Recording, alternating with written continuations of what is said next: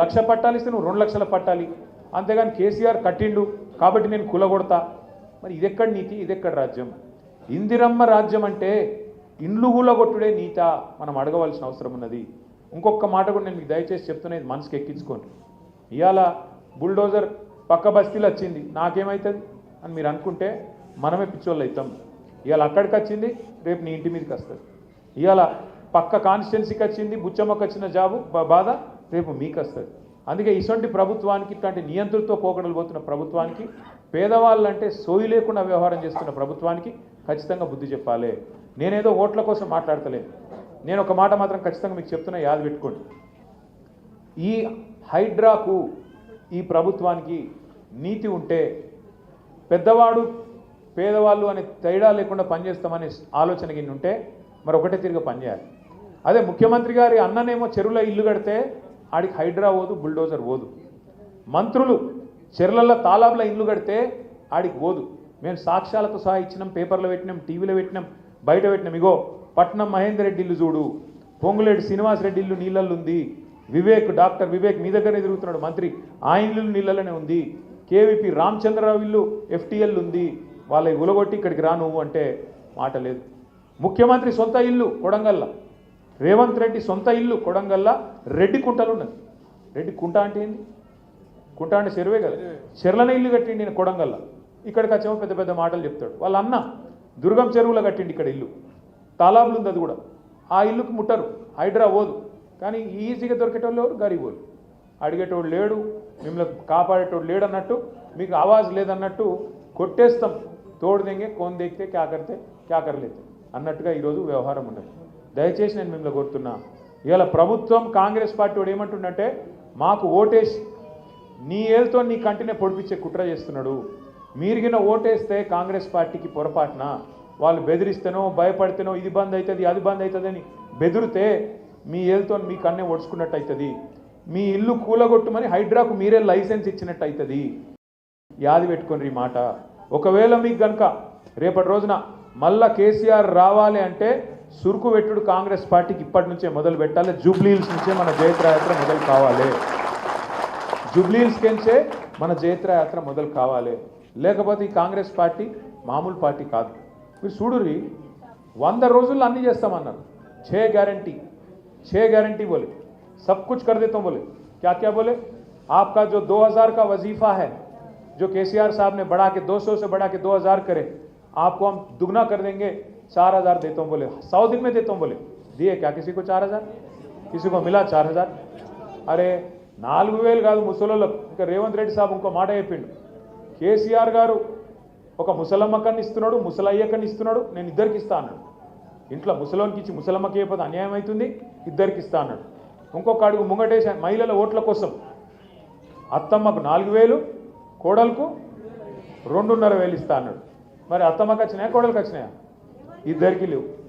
నేను మొన్న సూర్యాపేట పోయినా, ఆడ ఒక మన నాయకుడు పెళ్ళి అయితే, కొత్తగా పెళ్ళి అయింది, పెళ్ళికి పోలేదు, వాళ్ళ ఇంటికి చుట్టపు సుగ్గా రమ్మంటే ఛాయ్ తాగితానికి రమ్మంటే పోయినా. పోతే ఆ లీడరు మనోడు చిన్నపిల్లగాడు, ఇక మా రాజ్ కుమార్ పటేల్ నాడు, ఆయన కూడా మొన్న పెళ్ళైంది. ఏడున్నాడు కార్పొరేటర్ యూసుఫ్ కూడా, ఇక్కడ నుండి పోయింది, ఇప్పుడే పోయింది. సో ఆ పిల్లగానికి కూడా మొన్ననే పెళ్ళైంది. అట్లే సూర్యాపేటలో వాళ్ళ పెళ్ళి అయితే పోయినా. పోతే లీడర్ సాబ్ వాళ్ళ అమ్మని పిలిచిండు. వాళ్ళ అమ్మని పిలిచి, అన్న మా అమ్మాని పరిచయం చేసి, నమస్తే అమ్మ, బాగున్నారా, మరి కోడలు పిల్ల ఎట్లుంది, బాగానే చూసుకుంటున్నావా అన్న. అరే ఏం కోడలు పుత్తనా అని ముక్కిరిసినట్టు మాట్లాడు. అరే ఇట్లనే వాటి పెద్ద మనిషి ఏమైందని నేను అన్నా. అంటే కోడలు వస్తే 2,500 వస్తాయి అనుకున్నా, రాలే. అనగా నా కోడల పిల్ల కూడా మహా గడుస్తుంది. ఆమె వెంటనే బయటకు వచ్చింది, అత్తమ్మ నీకు కూడా 4000 వస్తాయి అనుకుని వచ్చినాయా అంటే రేవంత్ రెడ్డి చేయబట్టి కొత్త పంచాయతీ కూడా మోపోయినాయి అత్తకోడలు.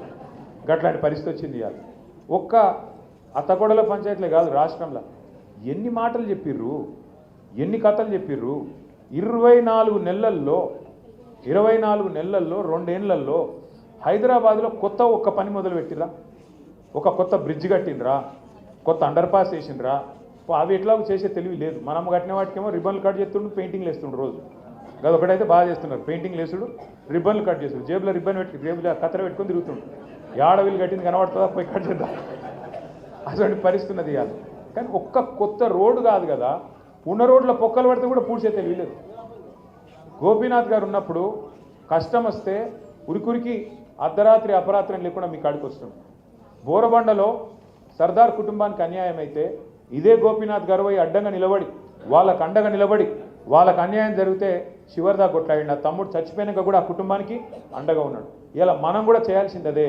మన నాయకుడు చనిపోతే ఆ కుటుంబానికి తప్పకుండా అండగా నిలబడాల్సిన బాధ్యత కూడా మన మీద ఉన్నది. ఆయన నాయకుడే కాదు, మన సహచర కార్యకర్త. కాబట్టి ఒక కార్యకర్తగా ఒక నాయకుడిగా మనకు ఉండాల్సిన లక్షణం ఏంటంటే ఒకరికొకరు ఆసరగా ఉండాలి. ఒక కాకికి ఏమనైతే మిగతా కాకులన్నీ వాళ్తాయి కదా, అరే గట్లెట్లా అని గట్లనే మనం కూడా ఇవాళ కేసీఆర్ కుటుంబ సభ్యులుగా మనందరం కూడా తప్పకుండా మన అభ్యర్థిని మన పార్టీని కాపాడుకోవాల్సిన అవసరం మనందరి మీద ఉన్నది. నేను దయచేసి మిమ్మల్ని కోరేది ఒకటే, హైదరాబాద్లో మీకు చెప్పేది ఎక్కువ ఏం లేదు, మీకు అన్ని ఎరికే, హైడ్రా గురించి ఎరికే. आप भाइयों को तो मालूम है, इससे पहले कांग्रेस वाले टिकट दिए थे 2023 में गोपीनाथ साहब के खिलाफ अजहरुद्दीन साहब को, कैप्टन साहब को टिकट दिए. इस बार उनका भी काट दिए. काट दे के क्या करें, अब उनको एमएलसी बनाए कहते. एमएलसी भी नहीं बने उन्होंने. अभी आप यहाँ पे गौर करो ज़रा सुनो. आप अहम बात है, बहुत इंपॉर्टेंट बात है. क्या हुआ, हिंदुस्तान आज़ाद होने के बाद अभी करीब 78 ईयर्स हो गया, करीब 80 साल होने को आया. 80 सालों में करीब हुकूमतें कांग्रेस की कई जगह बनी, रियासतों में और वहाँ पे मरकज़ में भी. पर पहली ऐसी हुकूमत है ये कांग्रेस की जहाँ न कोई आपका एक वजीर है, न कोई एमएलए है, न कोई एक एमएलसी है. एमएलसी क्या हुआ, वो जुलाई 2023 में केसीआर साहब जब मुख्यमंत्री थे, यहाँ के वजीर आला थे, तब उन्होंने नॉमिनेट किया 2 लीडरों को, हमारे श्रावण भाई को और सत्यनारायण साहब को. करने के बाद वहाँ के अभी तब बीजेपी से तो अपना नहीं पड़ता, तो यहाँ के जो गवर्नर है बीजेपी लीडर, वो मैडम क्या करे, उसको रिजेक्ट कर दिए, वो फाइल को रिजेक्ट कर दिए. क्योंकि बीजेपी का ऊपर से आदेश आया होगा, मोदी साहब या अमित शाह साहब जो भी है ऊपर से बोले होंगे, रिजेक्ट करो, कर दिए होंगे. करने के बाद इतने में इलेक्शन आ गया अपना. इलेक्शन आए तो हम लोग वहाँ इलेक्शन गए. हैदराबाद में तो अच्छे तादाद से हम लोग जीते, पर बाहर हारे, इस वजह से हुकूमत गया. अब हुकूमत जाने के बाद हमारे ये 2 लीडर जो है, दोनों भी जाके कोर्ट में वकालत शुरू कर दिए. कोर्ट में जाके वहाँ पे एक शुरू हो गया, केस शुरू हो गया. क्या बोल के कि गवर्नर जो करे गलत करे, हमको मिलना था एमएलसी, इन्होंने नहीं दिए बोल के वहाँ जाके फाइल करे केस. सुप्रीम कोर्ट में मामला था. सुप्रीम कोर्ट में जब मामला था, यहाँ की हुकूमत के पास कोई अधिकार नहीं था, कोई उनके पास ये नहीं था, कोई हक नहीं था कि दूसरे दोनों को एमएलसी बनाने का हक उनको नहीं था. पर क्या करें, इन्होंने ज़बरदस्ती आमिर अली खान साहब को और कोदंडराम साहब को, दोनों को एमएलसी बोल के नॉमिनेट करके भेज दिए फाइल. और नया गवर्नर जो आए उन्होंने, क्योंकि कांग्रेस और बीजेपी दोनों दोस्त हैं, दोनों बात कर लिए, दस्तखत कर दिए. करने के बाद क्या हुआ, हमारी जंग जो हम लोग छेड़ रहे थे वहाँ पे सुप्रीम कोर्ट में, वो चलता है. चलने के बाद सुप्रीम कोर्ट फैसला सुनाया 2 महीने पहले कि आमिर अली खान साहब का और कोदंडराम साहब का जो आपने नॉमिनेट किया, आपने गलत किया, आपको कोई हक नहीं था बोल के उन दोनों को हटा दिया. अभी मामला पेंडिंग है और सुप्रीम कोर्ट ने ये बोला कि आपको जब तक ये पिटीशन डिस्पोज नहीं होता, हमारे पास जब तक आखिरी फैसला हम नहीं सुनाते, तब तक आप किसी और को मत भेजो. पर इन्हों क्या करे, अब अजहर भाई को टिकट नहीं देना है, उनको जुबली हिल्स में काटना है. इस वास्ते क्या करे उन्होंने, जबरदस्ती, जबकि उनके पास कोई हक नहीं, कुछ नहीं, अजहरुद्दीन साहब को फिर एक बार कैबिनेट में डाल लेके भेज दिए. पर आज तक ना फाइल दस्तखत हुआ, क्योंकि सुप्रीम कोर्ट में मामला वहाँ पेंडिंग है. अजहरुद्दीन साहब वो बीच में लटकते रहेंगे. पहले उनका पत्ता काट दिया आमिर अली का, उनको पहले बेवजह बना दिया, कोई जब हक नहीं था उनको काट दिया, उनको हटा दिया. अब अजहर भाई का जो टिकट था यहाँ पे जुबली हिल्स में, उनको काट के फिर एमएलसी बना रहा हूँ बोल के उनको भी आज लटका रहे, ना ऊपर ना नीचे, बीच में लटक रहे उन्होंने भी. मैं आपको कुर्बानी का बकरा बोल रहे हैं हमारे इम्तियाज. मैं ज़्यादा नहीं बोलता हूँ, अजहर भाई हमारे दोस्त भी है, मेरे दोस्त भी है, ज़्यादा नहीं बोलता हूँ, अच्छे आदमी उन्होंने, क्रिकेट अच्छा खेल लेते हम लोग. बट मैं क्या बोल रहा हूँ आपसे, रेवंत रेड्डी जो है आदमी कांग्रेस का नहीं है. आदमी जो है आप देखे होंगे, हाल ही में एक तकरीर में भी बोला उन खुल के, मैं मोदी के स्कूल में पढ़ा, बाद में कॉलेज गया चंद्रबाबू कने, आज राहुल गांधी के नौकरी कर रहा हूँ बोल रहा हूँ. साफ सीधा बात. ఆడేం సిగ్గు కూడా పట్టలేడు. నేను మోడీ దగ్గర చదువుకున్నా, ఇక్కడ రాహుల్ గాంధీ కాడ ఉద్యోగం చేస్తున్నా, మధ్యలో చంద్రబాబు కాడ కాలేజ్. హై స్కూల్ మన దగ్గర చదివిండు, అది చెప్తలేడు, మనం వెలగొట్టాం. హై స్కూల్ మన దగ్గర ఫెయిల్ అయ్యిండు, వెలగొట్టాం. అందుకే అది చెప్పాడు. 2004 2007 దాకా, 2003 వెళ్ళి 2007 దాకా మన దగ్గర ఇదే స్కూల్లో ఉండే. స్కూల్లో పిల్లగాడు బాగలేడని కేసీఆర్ సార్ వెలగొట్టిండు, వాళ్ళు చేర్చుకున్నారు. मैं क्या बोल रहा हूं आपको, दो तीन चीजें आपको समझाने की कोशिश कर रहा हूं। आज ये हुकूमत जो है यहाँ पे कांग्रेस और बीजेपी की मिली जुली सरकार है। मैं ऐसे ही नहीं बोल रहा हूं आपको मैं दो तीन मिसाल देता हूं। एक तो ये है, आप सुनो, बेचारे हमारे राहुल गांधी ऊपर चीखते रहते, चिल्लाते रहते, वोट चोर गद्दी चोर बोल के चिल्ला रहे ऊपर उन्होंने। अब इन्हों क्या कर रहे, जिसको इन्हों वोट चोर बोल रहा राहुल गांधी, हमारे रेवंत बाबा क्या बोलते उसको, बड़े भाई, छोटे भाई बड़े भाई। अब मोदी साहब को राहुल बाबा बोलते, चौकीदार चोर है बोलते, वोट चोर बोलते, काफी पुकारते रहते उन्होंने। इन्हों क्या कर रहे हैं, उसको बार बार बड़े भाई बोलते। राहुल बाबा बोलते कि अदानी फ्रॉड है। कौन, गौतम अदानी साहब फ्रॉड है, राहुल बाबा का कहना है। रेवंत बाबा क्या बोल रहे, नहीं नहीं नहीं नहीं, अदानी फ्रेंड है, अच्छा आदमी। राहुल बाबा बोलते गुजरात मॉडल बेकार है, रेवंत बाबा बोलते नहीं नहीं नहीं, गुजरात मॉडल शानदार है। राहुल बाबा बोलते सीबीआई खराब चीज है, सीबीआई बीजेपी के हाथों में एक इंस्ट्रूमेंट है, गलत इस्तेमाल कर रहे हैं आप लोग। इन्हों क्या बोल रहे, नहीं सीबीआई बहुत अच्छी चीज है, केसीआर को अंदर डालने के लिए सीबीआई को दे दो। कर्नाटक में नो एंट्री है सीबीआई को, पर तेलंगाना में बराबर का एंट्री है। क्यों हो रहा है सब, क्योंकि दोनों बड़े भाई छोटे भाई मिले हुए हैं। एक और चीज भी मैं आपसे कह रहा हूं, आप सुन लो जरा, गौर करो इस बात पे। खास हमारे जितने दानिशमंद भाई हैं, बुजुर्ग यहाँ पे लीडर हैं, आप तमाम भाइयों से बहनों से मैं गुजारिश कर रहा हूँ।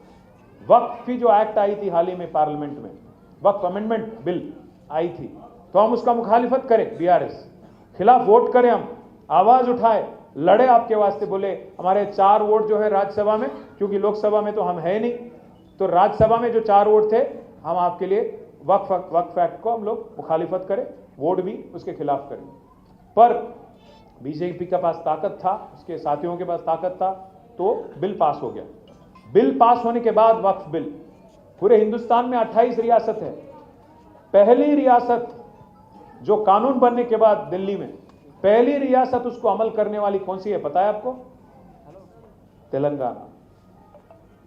समझे आप, 28 रियासतों में 3 जगह कांग्रेस का हुकूमत है, बाकी करीब करीब 20 जगह बीजेपी का हुकूमत है। 20 लोगों को कोई जल्दी नहीं थी, बीजेपी वालों को, बीजेपी चीफ मिनिस्टरों को, हमारे चीफ मिनिस्टर साहब को काफी जल्दी थी कि कुछ भी करके इसको जल्द से जल्द लागू करना है, अमल करना है। कहां की रही था ये, काय को कर रहे थे आप, जबकि कोई बीजेपी चीफ मिनिस्टर नहीं कर रहा, कोई और कांग्रेस चीफ मिनिस्टर नहीं कर रहा, काय को आप करें। सवाल करो आप, कांग्रेस का जो कैंडिडेट आएगा कल गलियों में, कांग्रेस को जो मिनिस्टर आज घूम रहे गलियों में, जब गोपन्ना थे कोई नहीं दिख रहे थे यहाँ पे, मागंटी गोपीनाथ साहब जब थे कोई नहीं आ रहे थे कांग्रेस लीडर, आज बड़े बड़े घूम रहे, इधर लीडर उधर लीडर, टोपी पहन के, टोपी करके, आपको टोपी लगाने के लिए घूम रहे हो लोग, और कुछ नहीं। याद करो, पूछो उनसे कि क्या जल्दी थी आपको कि वक्फ बिल आप पहले लागू करें। अब तो सुप्रीम कोर्ट में स्टे आ गया, वो अलग बात है, पर स्टे आने से पहले ही अमल करने वाला चीफ मिनिस्टर रेवंत रेड्डी है। इस वास्ते मैं बोल रहा हूं भाइयों, इन्हों कांग्रेस का चीफ मिनिस्टर नहीं है, इन्हों मिली जुली सरकार जो कांग्रेस और बीजेपी का है, दोनों का चीफ मिनिस्टर है। इन्हों समझने की कोशिश करो, दोनों